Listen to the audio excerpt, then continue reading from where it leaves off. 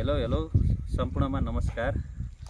आजको हाम्रो यात्रा लालबन्दी 15 सर्लाही अथवा श्रीकालिन्जोरदेखि पञ्चकन्या मरिनसम्मको हुनेछ र म यहाँबाट अब सिधै गएर तपाईलाई लालबन्दी र मरिनको सिमाना अथवा सर्लाही र सिन्धुली जिल्लाको सिमाना रहेको चुरे पहाडको दृश्य देखाउने छु यस पछाडि।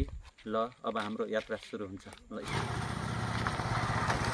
यो चाहिँ सर्लाही र सिन्धुली जिल्ला छुट्याउने चुरे पहाड हो। हेर्नुहोस् त चुरेका यी डाँडाहरू।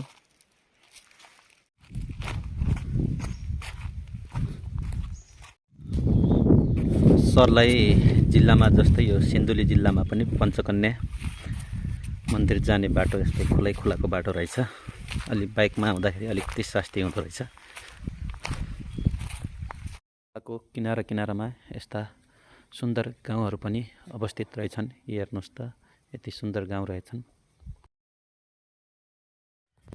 फाइनली हामी मरेन गाउँपालिकाको छाप भन्ने ठाउँमा आइपुगिसकेका छौँ। यहाँको दृश्य एकदमै भ्याली जस्तो बगर परेको रहेछ। म तपाईँलाई अलिकति जुम गरेर पनि देखाउँछु। अत्यन्तै मनमोहक दृश्य रहेछ।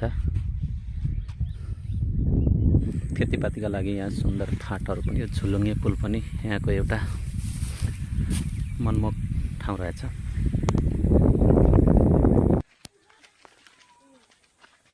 फाइनली गाइज हामी पञ्चकन्या पोखरी पुगिसकेका छौँ र तपाईँलाई हामी यहाँका एक एक दृश्य देखाउने छौँ। एकदमै राम्रो दृश्य रहेको छ। यतापट्टि यहाँ सुन्दर फाँटहरू छन्। मरेनी गाउँपालिकाको सुन्दर एकान्त ठाउँमा रहेको यो पञ्चकन्या पोखरी एकदमै मनमोहक छ। यहाँका हामी तपाईँलाई एक एक दृश्य देखाउने छौँ। यहाँ बिदाको दिन छुट्टी मनाउन आउने आन्तरिक पर्यटकहरू प्रशस्तै देखिन्छन्। यहाँ पोखरीमा प्रवेश गर्ने प्रवेशद्वार रहेको छ। यो चाहिँ यहाँको मुख्य मन्दिर रहेछ।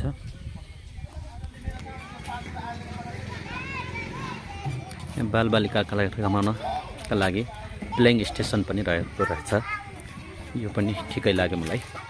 यहाँ गार्डन पनि बन्दै रहेछ।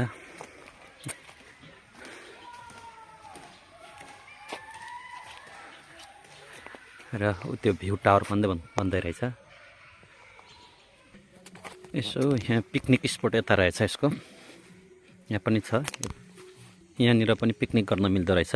यसो कमलामाई नगरपालिका सिन्धुली र सर्लाहीको लालबन्दी अथवा हरिवन बागमतीबाट पनि 2 घण्टामा पुग्न सक्ने यो ठाउँ एक दिने विद्यार्थीहरूका लागि वनभोज कार्यक्रम ल्याउनका लागि पनि राम्रो रहेछ। यहाँ अन्य संरचना पनि विकास भइराखेको छ।